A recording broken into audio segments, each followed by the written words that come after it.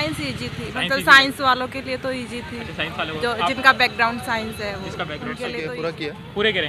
हाँ जी। आपको टाइमिंग की कोई प्रॉब्लम इशू नहीं, कोई प्रॉब्लम आपने और पेपर भी बहुत इजी आया है। और मेंसुरेशन के 2-3 मेंसुरेशन में से थे कम से कम 5-6 क्वेश्चन। 5-6 क्वेश्चन मिले थे आप? बिल्कुल बिल्कुल। 3-4 लगभग। बेलन का था, शंकु का था, तो मतलब कि मैथ्स का पोर्शन कोई लेंदी क्वेश्चन है उसमें उसके चक्कर में ना पड़े, स्किप कर पहले हाँ इसकी। कैसा है एग्जाम? भाई एग्जाम बहुत बढ़िया हो गया टोटल है। कितने अटेम्प्ट करे? टोटल तो नहीं लगा ले 140 के आसपास। 140। सबसे बढ़िया कौन सा गया आपका सेक्शन में? बात करें सबसे जो दिल खुश हो गया जैसे सबसे बढ़िया तो यार हिंदी का गया है। हिंदी वैसे गया। हिंदी आपका भी?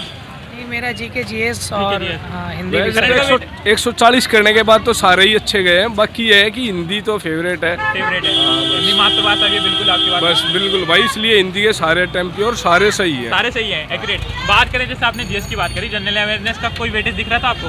जनरल अवेयरनेस का जनरल अवेयर्स में उसमें जो करंट अफेयर होते हैं उस मामले में उससे क्वेश्चन बहुत ही कम थे। बहुत कम थे। हाँ, 2-4 क्वेश्चन ही होंगे, बाकी तो सब बहुत ये नहीं थी कि बाकी बाहर की कोई जनरल जीके नहीं साइंस थी, का ही normal क्वेश्चन वही। था। बाकी साइंस तो- के जितने भी हमने कैंडिडेट से बात करी सबने बोला साइंस में ज़्यादा ही स्टक हो, ज़्यादा फंसे मोटिव, क्योंकि बहुत ज़्यादा साइंस का ही था ये, लेबोरेटरी अटेंडेंट का है तो साइंस से ही साइंस का ही है। रिलेटेड है। तो बट अलग- ये है कि थोड़ा सा यार एकदम जिन्होंने तैयारी नहीं कर रखी या जो पढ़ाई नहीं करते उसके मुकाबले थोड़ा टफ तो है ही। काफ़ी आई और जो लेवल है 10th लेवल का उसके मुकाबले भी टफ ही है। काफ़ी। और मैथ्स की बात करो, रीजनिंग का वो कैसा गया? मैथ्स के नॉर्मल देखिए, सब मैथ ज्यादा रीजनिंग hard भी बहुत नहीं सही थे। बहुत मैथ बढ़िया। रीजनिंग भी हाँ। टोटल सारी अटेम्प्ट करे मैथ्स में या कुछ छूट गए? नहीं, 2-4 क्वेश्चन तो छूटते ही हैं, छूटे हैं। बाकी हाँ। और और नेगेटिव मार्किंग भी थी ऐसे ना, भी तो हो- उस चक्कर में फिर थोड़ा जो बहुत एक्यूरेसी ज्यादा कितनी रही होगी मैथ्स में आपकी? 100% लिया कुछ 50-50 रहा? मतलब 50-50 तो नहीं, बाकी है 80 के आसपास लगा हुआ है। ओके, लास्ट में आप क्या टिप देना चाहते हैं आने वाले कैरियर को? मे भी क्या किस चीज़ पे वर्क करना चाहिए?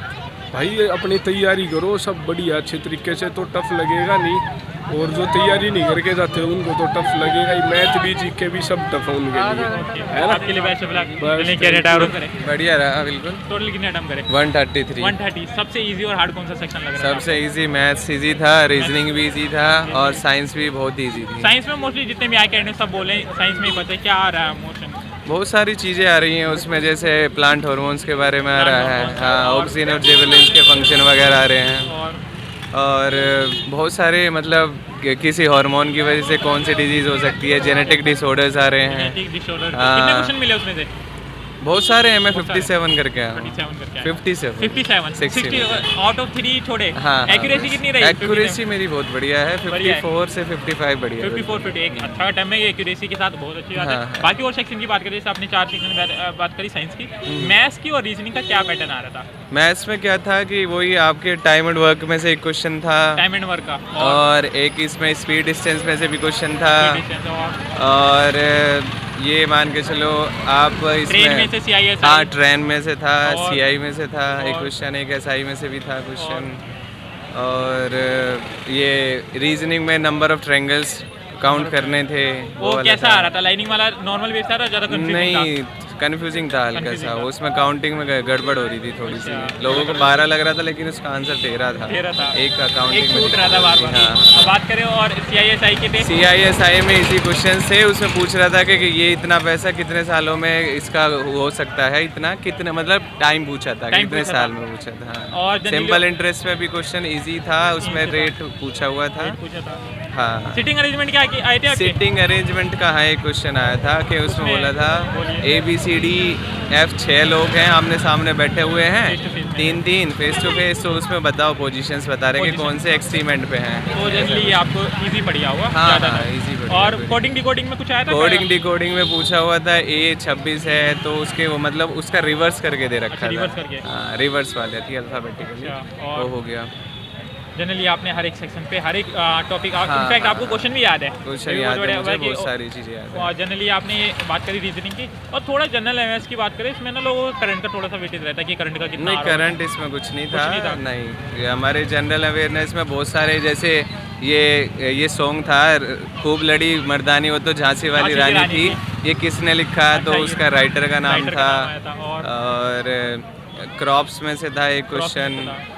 रबी खरीफ और और फसल रबी इसमें से- खरीफ में से था। एक था कि खेतरी जगह है राजस्थान में, जी, जी। वो किसके लिए पॉपुलर है, कॉपर के लिए, डायमंड के लिए, मतलब किस खान के लिए पॉपुलर है, वो पूछा गया था। जनरली हाँ। ये इस फॉर्मेट बताए। और बाकी जो आने वाले जो कैंडिडेट होंगे आपको क्या लगता है आपको, क्योंकि आपने एक बहुत अच्छा एनालिसिस बताया, हर एक टॉपिक पे बताया, तो आने वाले कैंडिडेट को क्या टिप्स देता था अपने अकॉर्डिंग में भी इस चीज़ों पे वर्क करना चाहिए? क्या देखिए मैं चाहूँगा कि अगर आप लोग साइंस बैकग्राउंड से हैं तो आप सारी चीज़ें रिवीजन करके जाएं, क्योंकि ऊपर से रिवीजन कर लेंगे तो आपका बहुत बेहतर हो जाएगा। ओके। दूसरा, मैथ्स और रीजनिंग में आप जो भी पढ़ते आ रहे हैं उसी को पढ़ते रहें। एसएससी का किसी भी आपका अदर एग्जाम दिया आपने एसएससी का? हाँ, हाँ, एज कम्पेयर टू उसका लेवल और इसमें लेवल उनके लेवल से तो बहुत ईजी है ये। बहुत ईजी है। बहुत ईजी है। CHSL का इस बार वाला दिया आपने? CHSL से तो बहुत ज़्यादा बहुत ईजी easy है है। जी, इसके लिए क्योंकि हमारे पास समय भी 3 घंटे था। टाइम है सफिशिएंट। और ये मैं तो ये मान के चलूँगा जो साइंस बैकग्राउंड का बंदा है उसे तो बिल्कुल दिक्कत हुई नहीं होगी, जो नॉन साइंस का है उसे सिर्फ थोड़ी सी साइंस में दिक्कत होगी, बाकी किसी में बाकी और हाँ, ओके।